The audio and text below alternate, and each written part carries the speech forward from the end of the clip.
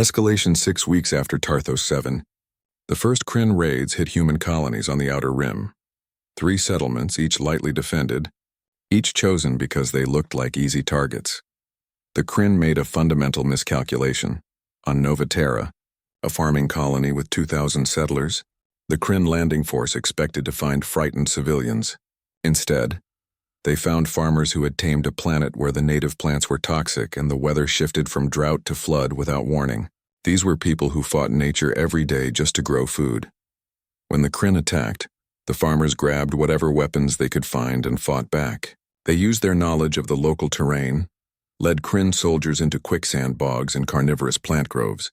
They rigged farming equipment into improvised explosives. They defended their homes with the same fierce determination their ancestors had used to settle Earth's harshest regions. The Kryn eventually withdrew, confused and bloodied. They had never encountered civilians who fought like soldiers.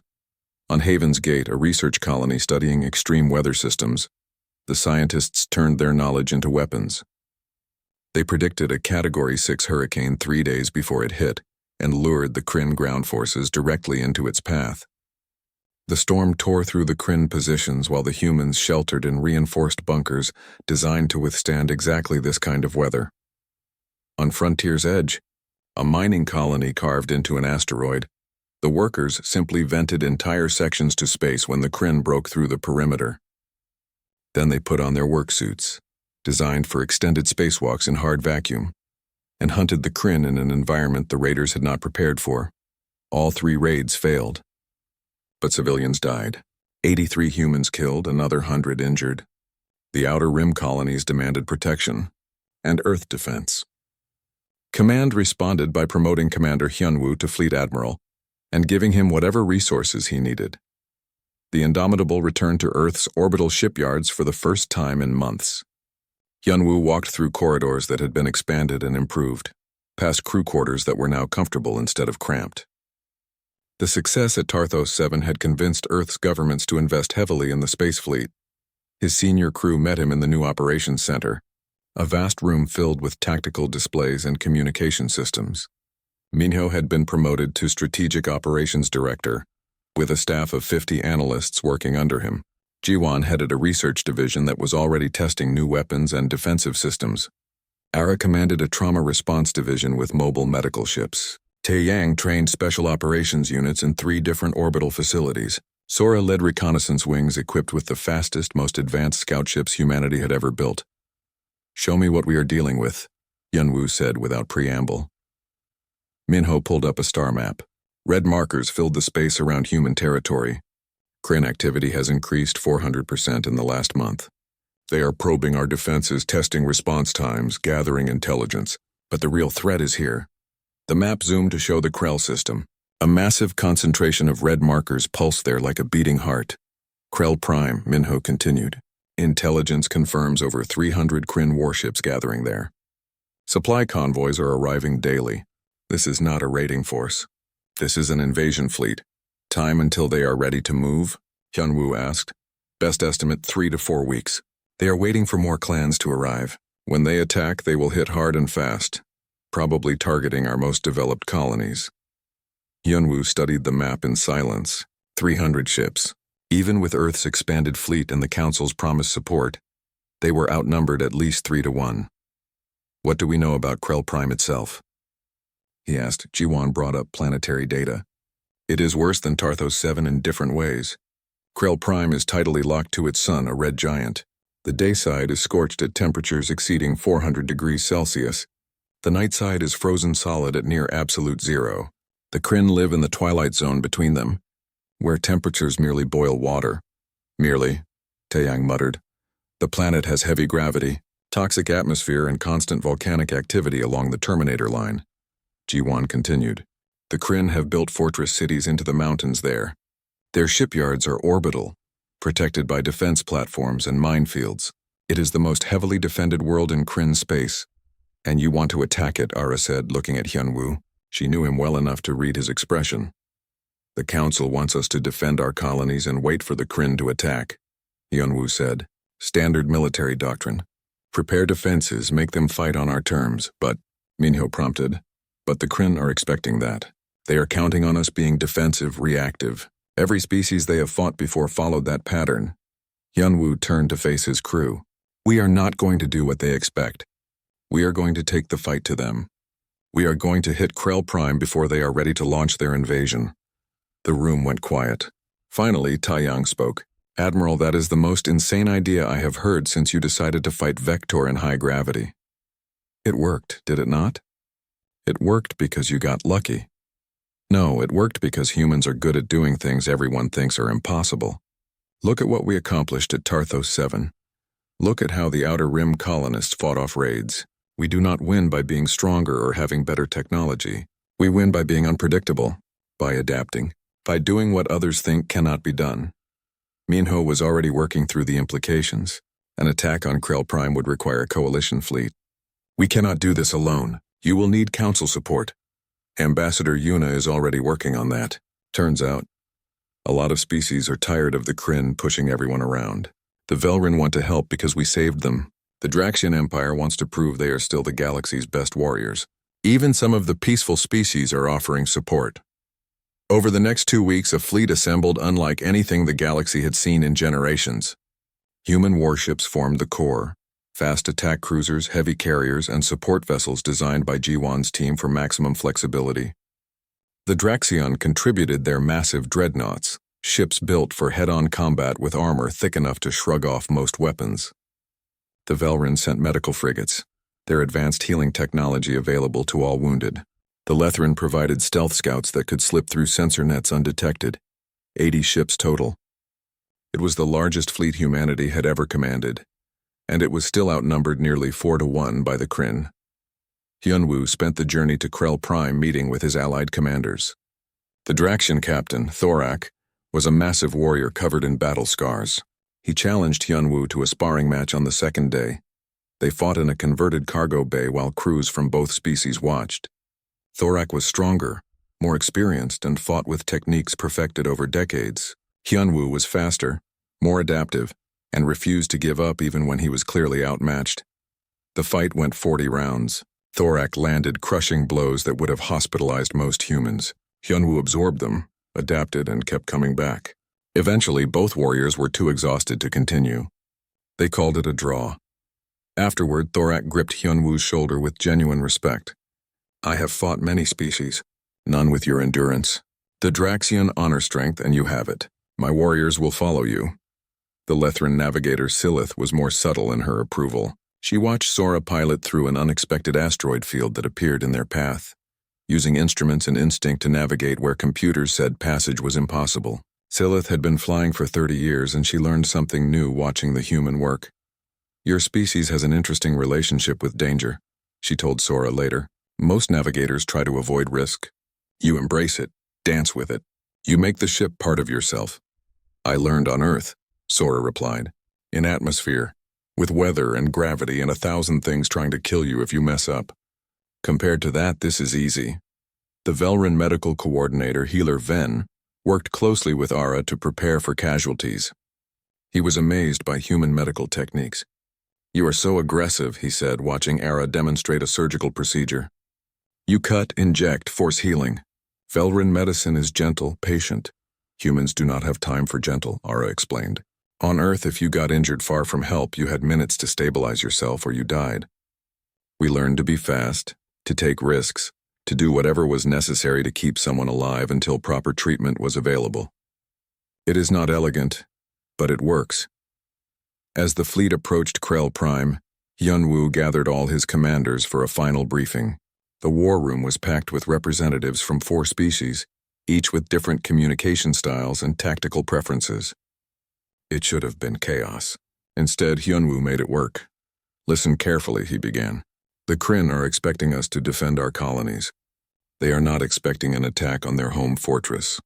This gives us surprise, but only for the opening moves. Once they realize what we are doing, they will respond with overwhelming force. He pulled up a tactical display of Krell Prime and its orbital defenses. The plan has 3 phases. Phase 1. Sora leads a diversionary attack with fast attack ships. The Council's reaction, the Galactic Council chamber was packed. Representatives from every member species had gathered to watch the evidence that humanity had submitted. The holographic displays showed everything: the rescue at Tarthos 7, the defense of the Helios mining station, and most shocking of all, the single combat between Commander Hyunwoo and the Kryn warrior Vector. Ambassador Yuna stood at the center podium, her expression carefully neutral as the recordings played. She had learned over the past year that the council responded better to facts than passion, so she let the evidence speak for itself. On the screens, humans ran through toxic atmospheres. They lifted debris that should have been impossible to move. They fought without rest for 18 hours straight on Tarthos 7. They moved through environments that every safety protocol in galactic space said were unsurvivable. When the recordings ended, silence filled the chamber. Elder Sarn, the council leader, was the first to speak. His ancient voice creaked like old wood. Ambassador Yuna, the council must ask, how? Your species has been in space for barely 200 years. You lack the technology of the older races. You have no genetic enhancements like the synthetic Omnid collective. By all logical analysis, your commander and his crew should have died on Tarthos 7. Yet here we are, watching them succeed in not one, but multiple impossible missions. Yuna had prepared for this question. Elder Sarn, honored council members, the answer is simple. Humans evolved on Earth. What you call impossible, we call Tuesday. Confused murmurs rippled through the chamber. Ambassador Thalen's water tank bubbled as he spoke. That explains nothing. My species evolved in stable ocean environments. We are adapted for peace and tranquility. Surely your world must have been similar? May I show you something? Yuna pulled up a holographic display of Earth. The planet rotated slowly, showing blue oceans and green continents. It looked peaceful, beautiful even. Then she started adding data overlays. Earth has weather systems that generate winds exceeding 300 kilometers per hour. These hurricanes can flatten entire cities. Red swirls appeared on the display. The planet experiences approximately 50,000 earthquakes per year, many powerful enough to level buildings. Yellow markers dotted the continents. There are over 1,500 active volcanoes, any of which could erupt without warning and block out the sun for years. Orange triangles appeared. She continued. The temperature ranges from -80 degrees at the poles to over 50 degrees in the deserts. Earth has regions where it does not rain for years, and other regions where it rains every single day. The planet is 70% covered in water containing predators that can swallow a human whole. The land has predators that can run at 70 kilometers per hour and hunt in coordinated packs. The council members were staring at the display with growing horror. Yuna added more data. Humans evolved during a period called the Ice Age, where glaciers a kilometer thick covered half the continents. We survived multiple extinction events, including asteroid impacts, supervolcano eruptions, and dramatic climate shifts. We competed with megafauna, animals 10 times our size, and we won. We are persistence hunters. We do not run the fastest or hit the hardest, but we never ever stop. She let that sink in, then played another video. This one showed human children playing in a park with a stream, climbing trees, chasing each other. This is what human children do for fun. They climb to heights that could kill them if they fall. They jump into water deep enough to drown them. They run until they collapse from exhaustion, then get up and run again. This is how we teach our young, by exposing them to controlled danger because we know that life itself is dangerous. Korith, the Draxion warrior, leaned forward with interest. Your entire species is trained for combat from birth? No, Ambassador. We are trained for survival from birth. Combat is just one aspect of that. Yuna pulled up biometric data from the Tarthos 7 mission. These are readings from Commander Hyunwoo during the evacuation. Heart rate elevated but controlled. Stress hormones present but manageable. The human body is designed to function under extreme pressure. We do not shut down when threatened. We focus, we adapt, we overcome. Vel9, the synthetic representative, processed the data streams rapidly. Fascinating. When the Omnid Collective reviewed the footage, we calculated that your equipment modification should have taken days to design and weeks to implement. Your engineer G1 accomplished the same in 90 minutes. How? Because Earth taught us that if you wait for perfect conditions, you die. G1 did not have time to run simulations or peer review her designs. She had to trust her intuition, her training, and her ability to improvise. That is the Deathworld advantage. Another council member stood. This was Representative Kuvan of the scholarly Telic species, known for their careful scientific approach to everything.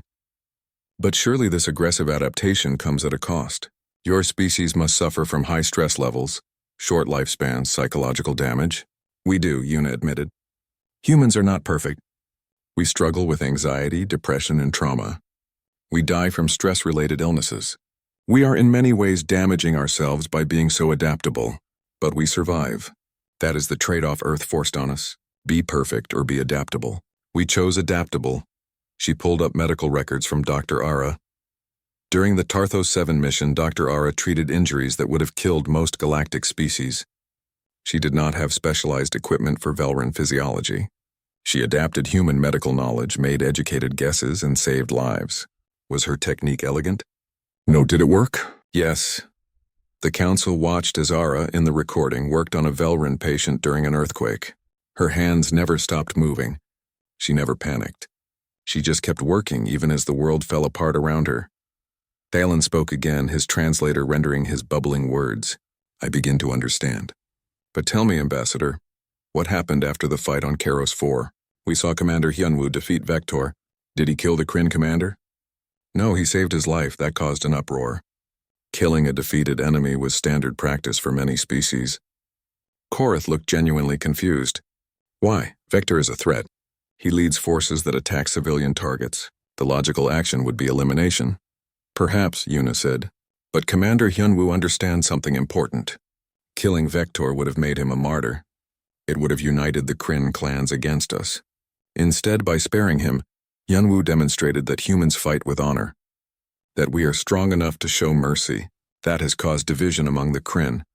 Some clans now question whether the war is worth continuing. Elder Sarn made a thoughtful sound. Psychological warfare combined with practical strategy. Your commander thinks several moves ahead. All humans do, Elder Sarn, we have to. On Earth, the animal that does not think ahead becomes food for the animal that does. For the next hour, the Council reviewed every aspect of the human missions. They analyzed combat tactics, engineering solutions, medical procedures, and diplomatic approaches. What they found was a pattern. Humans did not rely on any single strength. They combined multiple approaches, adapted constantly, and refused to accept failure. Bell 9 presented a computational analysis. I have modeled the Tarthos 7 rescue using standard galactic methodologies. The probability of success was 0.03%, yet humans achieved it. I can only conclude that human decision-making operates on principles we do not fully understand. It is not that complicated, Yuna said. Humans look at a problem and ask, what is the worst that could happen? And then we decide that we can handle the worst. Because Earth already showed us the worst. Nothing the universe throws at us is scarier than what our home planet did to us every day. A new voice spoke up. It was Ambassador Lyra of the peaceful Velran, the same species that had been rescued from Tarthos 7. She stood slowly, her iridescent skin shimmering with emotion. Honored Council, I was there. I was in that shelter when the earthquake started. I heard my people screaming, certain we were going to die. And then these humans arrived. They did not ask if it was safe. They did not calculate the odds. They just came. They carried our children through poison air. They held up collapsing buildings with their bare hands. They bled and sweated and worked until every single one of us was safe. Her voice grew stronger. I do not care about statistics or analysis. I know what I saw. I saw courage. I saw determination. I saw people who refused to leave anyone behind, even when leaving would have saved their own lives. The Council debates whether to trust humans. I say we should be grateful they are on our side. A long silence followed. Then slowly other Council members began to speak. Some shared concerns about human unpredictability. Others praised human innovation. The debate continued for hours. Finally, Elder Sarn called for a vote. The question before the Council: should humanity be granted full membership with all rights and responsibilities that entails? The vote was not unanimous. Some species still had reservations. But when the count finished, humanity had won.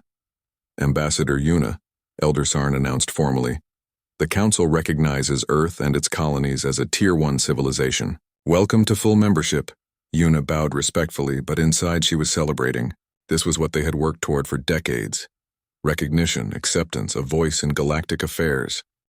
A Kryn officer in elaborate armor emerged from cover. shouting something in Alang the Deathworld advantage. The celebration in the Indomitable's cargo bay was modest but genuine. The Velran colonists had been transferred to proper refugee ships. Medical teams had treated all injuries, and not a single life had been lost. Against all odds, the mission was a complete success, but Hyunwoo could not shake the feeling that something was wrong.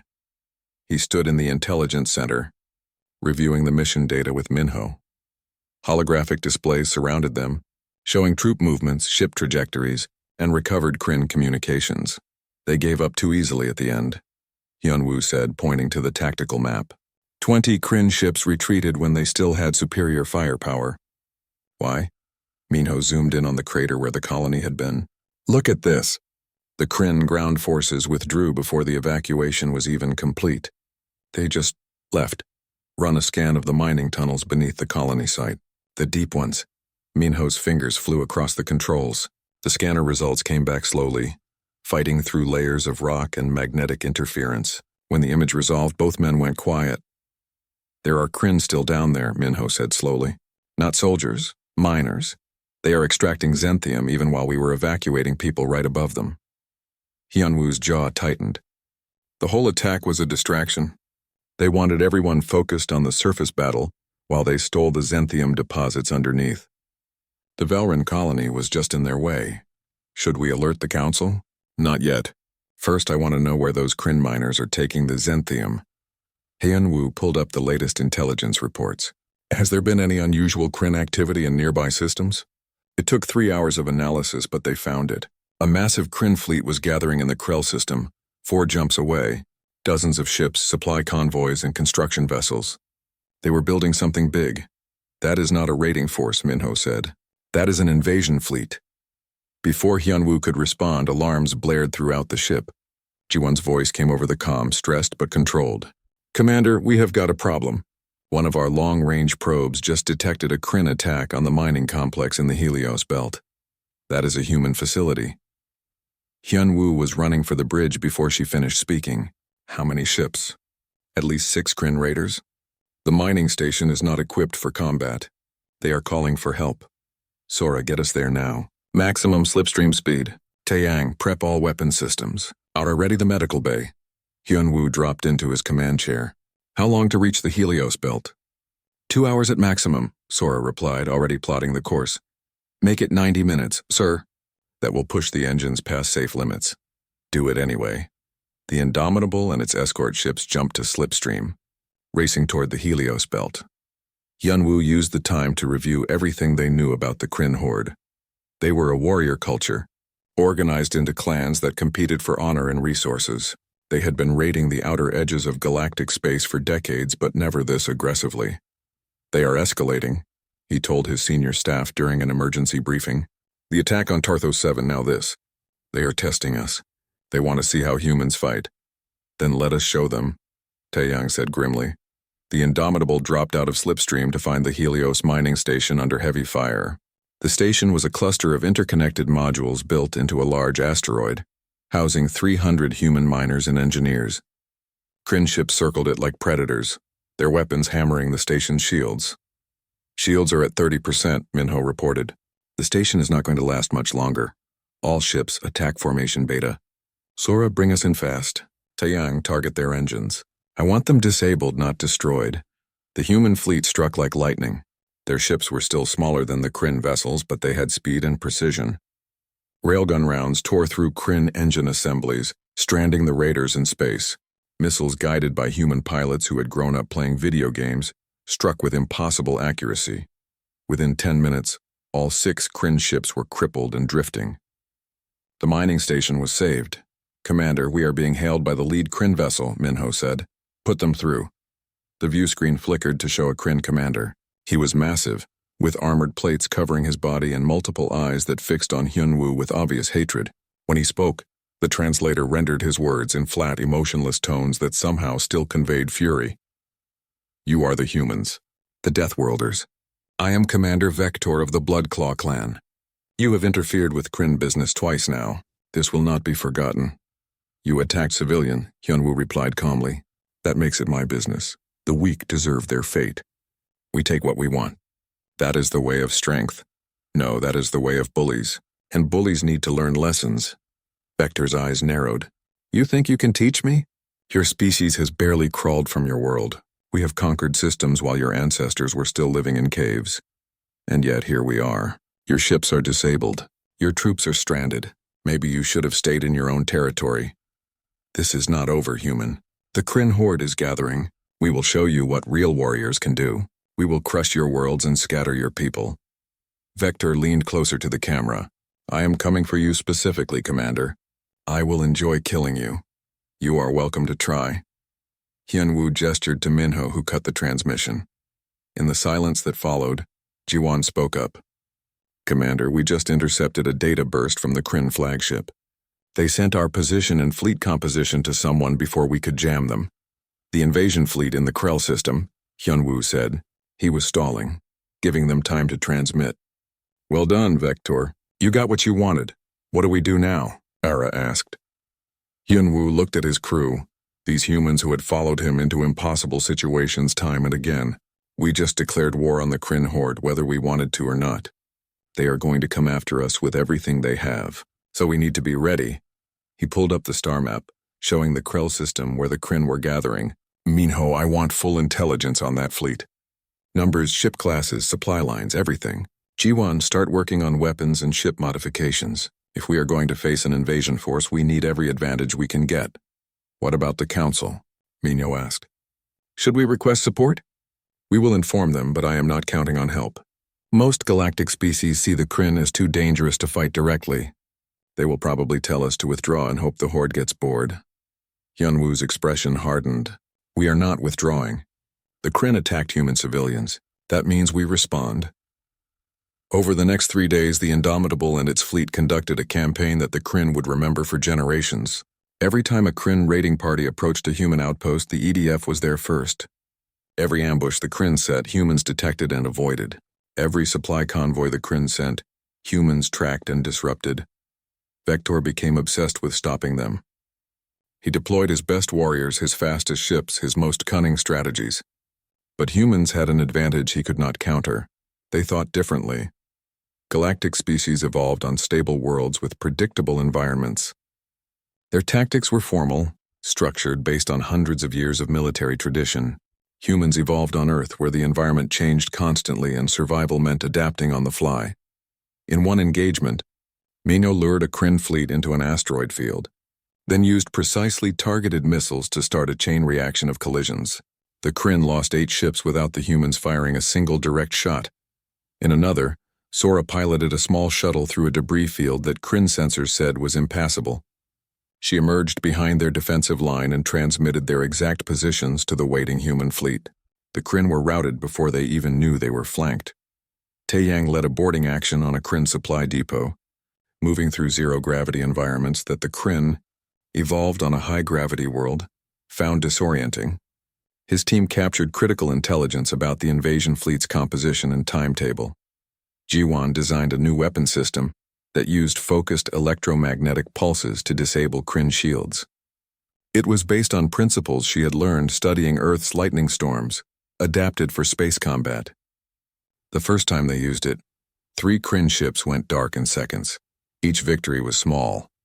Each engagement was carefully chosen. But together, they added up to something the Kryn had never experienced before. Consistent. Relentless defeat by an opponent who refused to fight by established rules. Vector watched his forces diminish, his reputation tarnish, his honor questioned by other clan leaders. The humans were making him look like a fool. His hatred grew into an all-consuming rage. He sent a message to Hyunwoo, transmitted on all frequencies. Commander, I challenge you. Single combat, warrior to warrior, you and I on the surface of a world of your choosing. Winner takes everything. Loser dies. Do you accept, or are humans cowards as well as pests? The crew waited for Hyunwoo's response. Ara shook her head. It is a trap. He is trying to bait you. Probably, Hyunwoo agreed, but he is also desperate. We have been hurting him, damaging his reputation. Single combat is a last resort in Kryn culture. If he wins, he restores his honor. If he loses... Arrival at Tarthos 7, the Indomitable dropped out of slipstream into hell. Alarms screamed across the bridge as sensors picked up weapons fire, explosions, and the dying screams of Velrin evacuation ships. On the main view screen, Tarthos 7 filled their vision like a burning eye. The planet's surface was a patchwork of red lava flows and black volcanic rock, with massive storm systems swirling through the toxic orange atmosphere. "Tactical report," Hyunwoo ordered, gripping his command chair as the ship shuddered through gravitational interference. Minho's fingers danced across his console. 23 Kryn warships in orbit. They have surrounded 6 Velrin civilian transports. The transport shields are failing. They have maybe 10 minutes before they are destroyed. Where is the colony? Northern hemisphere inside a volcanic crater. Scans show the shelter is still intact, but seismic activity is increasing. They are sitting on top of a magma chamber that is becoming unstable. Hyunwoo did not hesitate. "All ships combat formation. Sora, take us into the atmosphere. Weapons free. We are engaging the Kryn fleet now." The Earth Defense Fleet dove toward Tarthos 7 like hawks after prey. The Kryn ships turned to meet them, their commanders likely expecting easy targets. Human ships were small compared to most galactic vessels, built for speed and maneuverability rather than raw power. The Kryn had no idea what they were facing. "Incoming fire," Minho called out. "Evasive pattern Delta," Hyunwoo replied calmly. Sora's hands moved across the helm controls like a pianist. The Indomitable rolled hard to starboard, slipping between 2 plasma bolts that would have crippled their shields. The ship dropped toward the planet at an angle that would have terrified any other species' crew, using the gravitational pull to slingshot around a Kryn cruiser. Taeyang had his moment. Firing. Railgun rounds, accelerated to a fraction of light speed, punched through the Kryn cruiser's shields and hull. The alien ship vented atmosphere and spun out of control, its crew scrambling for escape pods. "One down," Taeyang said with satisfaction. The other human ships followed the Indomitable's lead, diving into the planet's upper atmosphere where the gravity and magnetic interference made targeting nearly impossible. For the Kryn, at least, human pilots had trained in Earth's chaotic atmosphere, where storms and jet streams made every flight an adventure. This was familiar ground. "The Velrin transports are moving," Minho reported. "They are braking for orbit while the Kryn are focused on us." "Good. Keep their attention. All ships target their weapon systems. I want them disabled, not destroyed. No sense killing people who might surrender." The battle became a deadly dance in the upper atmosphere of Tarthos 7. Kryn ships, built for deep space combat, struggled with the gravity and interference. Their targeting systems flickered and failed. Their heavy ships moved slowly, predictably. Human ships darted between them like minnows among sharks. They were smaller, yes, but faster, more agile, and their crews had grown up on a planet where you learned to adapt or die.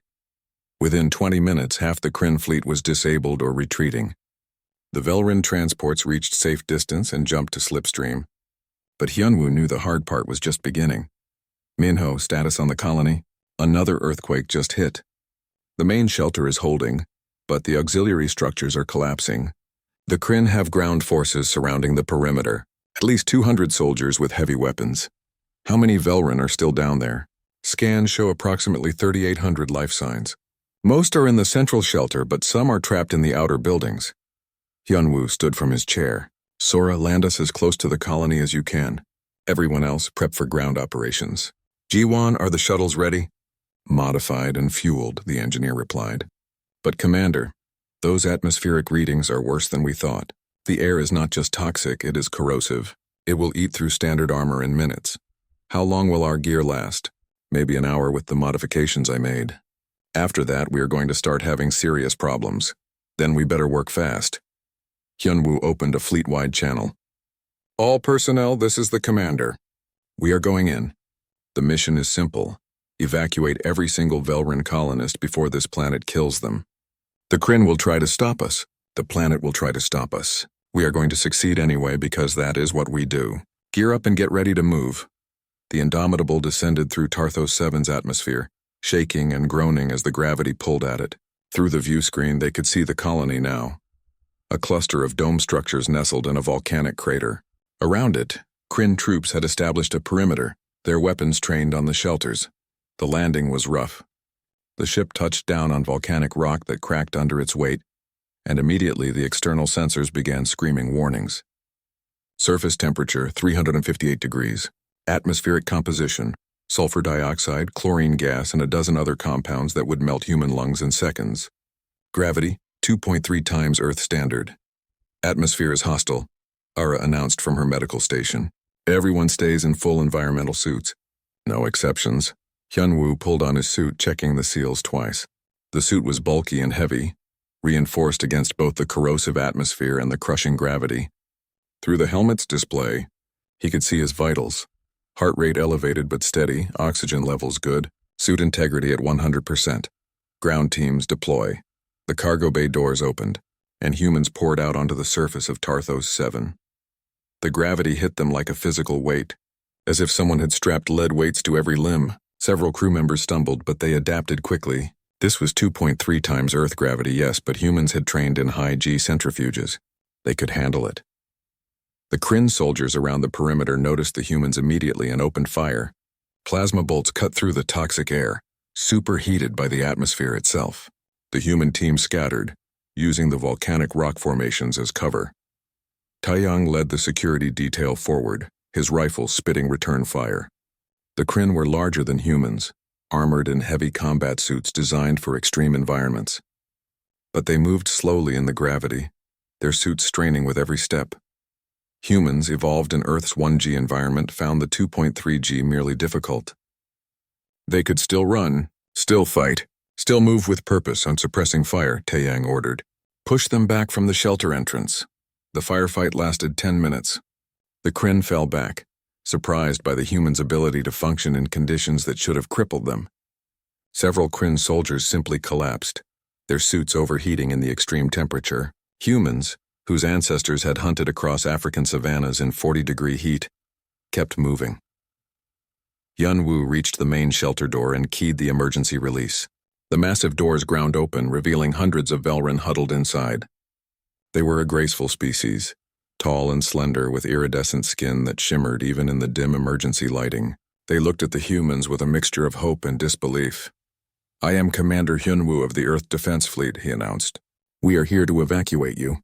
Everyone who can walk, head to the landing zone immediately. My crew will help those who cannot.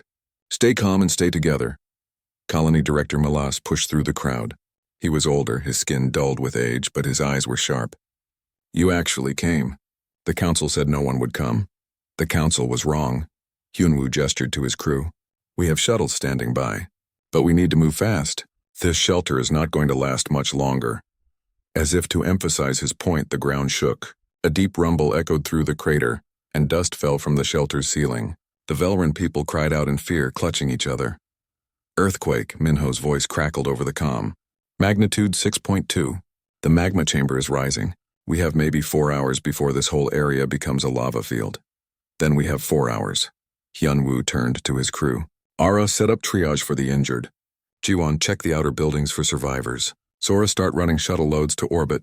Taeyang, keep those Kryn off our backs." The crew scattered to their tasks. Ara established a medical station inside the shelter, treating Velryn who had been injured in the earlier attacks. Her movements were quick and precise, adapting human medical knowledge to alien physiology on the fly. Jiwon took a team to the outer buildings, where sensors had detected life signs. She found 20 Velryn trapped under collapsed structures, the toxic atmosphere seeping in through cracks in the walls. Working quickly, she rigged emergency seals while her team dug through rubble. The gravity made every lifted stone feel like a boulder, but they kept working. Sora piloted the first shuttle through the volcanic ash clouds that were starting to billow up from new vents in the crater floor. The shuttle bucked and shook, its sensors blinded by the magnetic interference. But Sora flew by instinct, feeling the ship's responses, making adjustments before the computer even registered problems. She delivered her first load of 50 Velryn to the Indomitable, and immediately returned for more. Taeyang's team held the perimeter as more Kryn soldiers arrived. The aliens seemed determined to prevent the evacuation, even though the planet itself was about to kill everyone. Perhaps it was pride. Perhaps they simply could not accept that humans were succeeding where they expected failure. The distress signal. The emergency broadcast crackled through the Galactic Council chamber, filling the vast hall with static and desperation. The voice belonged to someone from the Velryn species, and it shook with fear. This is Colony Director Malus of Tarthos 7. We are under attack. The Kryn horde has breached our defenses, requesting immediate evacuation. We have civilians, including children. Please, anyone who can hear this, we need help. The message repeated 3 times before cutting to silence. Around the circular council table, representatives from a dozen species looked at each other. No one spoke. The holographic display at the center showed Tarthos 7, a planet that glowed angry red and orange. Data scrolled beside it. Gravity at 2.3 times standard. Atmospheric toxicity rated severe, seismic activity constant. Surface temperature averaging 340 degrees in the shade. Ambassador Thalen's water-filled suit bubbled as he spoke. Tarthos 7 is a Class 9 hazard world. My people cannot survive there for more than minutes even with our best equipment. Nor can mine, added Vel 9, the synthetic representative. The magnetic interference would disable our primary systems. Korath, the Draxian warrior, slammed his fist on the table. His species were known as the greatest fighters in the galaxy, but even he shook his head. My soldiers are brave, but they are not foolish. That world would kill them before they even landed. The debate continued for an hour. Every species had a reason why they could not help. The Velrin were a peaceful people, farmers and artists who had established the mining colony only because they desperately needed resources. Now they would die because no one was willing to risk a rescue. Across the station in the human observation deck, Commander Hyun-woo watched the council session through a live feed. He was a tall man with sharp eyes and short dark hair, wearing the dark blue uniform of the Earth Defense Fleet. His jaw tightened as he listened to the excuses. "They are going to let them die," said Yuna, standing beside him. She was Earth's ambassador to the Galactic Council, and she had fought hard to get humanity even this far. The galaxy still saw humans as newcomers, primitives from a backwater planet. "Not if we have something to say about it," Hyun-woo replied. Yuna turned to him quickly. "Hyun-woo, no. You have read the reports. Tarthos 7 is lethal. So is Earth," he said simply. "So was Earth when we evolved there." Before Yuna could argue further, Hyun-woo was already walking toward the council chamber. She hurried after him, knowing that look in his eye. It was the same look he had when he volunteered for the Mars rescue 5 years ago, when everyone said it was impossible. He had brought back all 47 colonists alive. Hyun-woo entered the council chamber without waiting for permission. The guards at the door moved to stop him, but Yuna's credentials got them through. The chamber fell silent as the human commander approached the center. "Honored Council," Hyun-woo said, his voice calm but firm. "The Earth Defense Fleet volunteers to evacuate the Velrin colony." Thalen's translator made a sound like bubbling laughter. "You cannot be serious. Your species has only been in space for 200 years. You have never faced anything like this. With respect, Ambassador, you are wrong." Hyun-woo pulled up a hologram of Earth beside Tarthos 7. "My planet has hurricane winds that can flatten cities, earthquakes that split continents, volcanoes that block out the sun for years, oceans with waves tall as buildings. We evolved dodging predators that could run faster than your fastest ships. We survived ice ages and meteor strikes. Tarthos 7 is dangerous, yes, but humans know dangerous." Korath leaned forward, interested now. "You believe you can survive where Draxian warriors cannot?" "I do not know if we can survive," Hyun-woo admitted. "But I know we have to try. Those are people down there." They sent a distress call. Someone has to answer. The council members whispered among themselves. Finally, the council leader, an ancient being named Elder Sarn, spoke. "If you fail, it will be on your head, Commander. We will not risk further resources on a rescue mission for your rescue mission." "Understood," Hyun-woo said. "We leave immediately." 2 hours later, Hyun-woo stood in the briefing room of the EDF carrier Indomitable. His senior crew sat around the table, each one a specialist he had handpicked over the years. Minho was his tactical officer, a genius at reading battlefield patterns. He could predict enemy movements before they made them.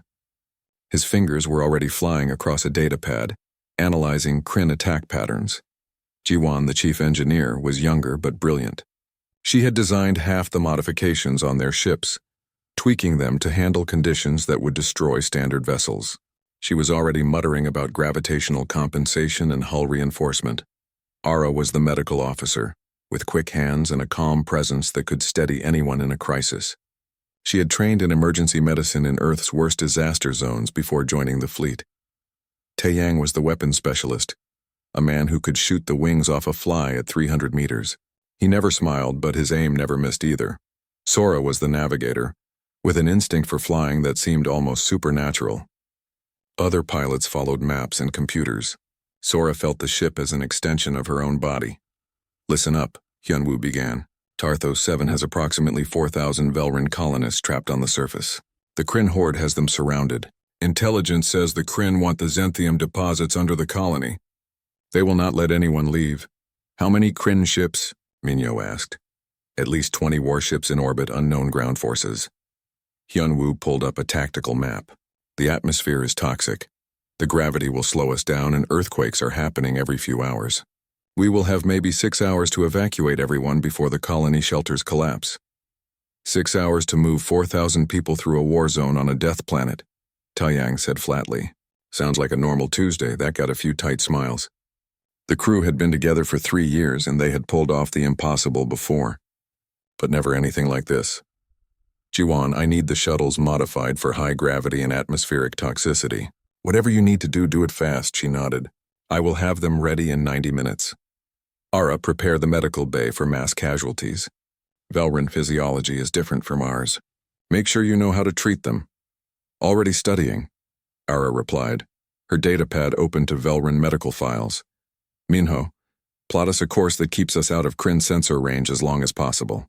Sora, when we arrive, you will be flying evacuation shuttles through conditions that will probably break every safety regulation we have." Sora grinned.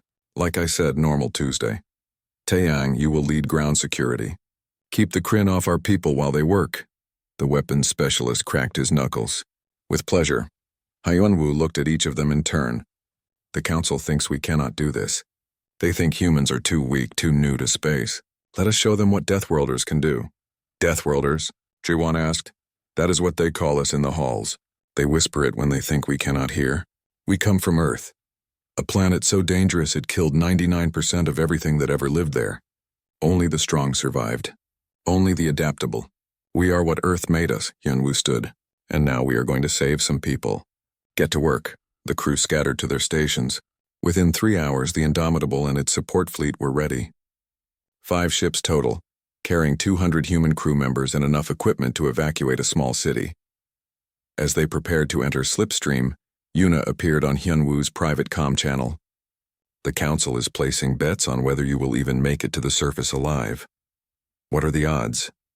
"Not good," Hyunwoo smiled. "Then they are about to lose a lot of money. See you when we get back." The Indomitable's engines flared bright blue, and the ship disappeared into Slipstream, racing toward Tarthos 7 at faster-than-light speed. Behind them, the Galactic Council watched and waited, certain they would never see the humans again.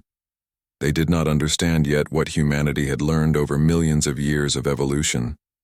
When the universe says something is impossible, the only correct response is to prove it wrong. The journey would take 18 hours. 18 hours until they arrived at a planet that wanted them dead. 18 hours until they faced an enemy that had never lost. 18 hours until the galaxy learned what it meant to ask Deathworlders for help. Hyunwoo sat in his command chair, watching the stars blur past. His crew worked around him, preparing, planning, refusing to consider failure. Someone had sent a distress call, and humans had answered. That was all that mattered.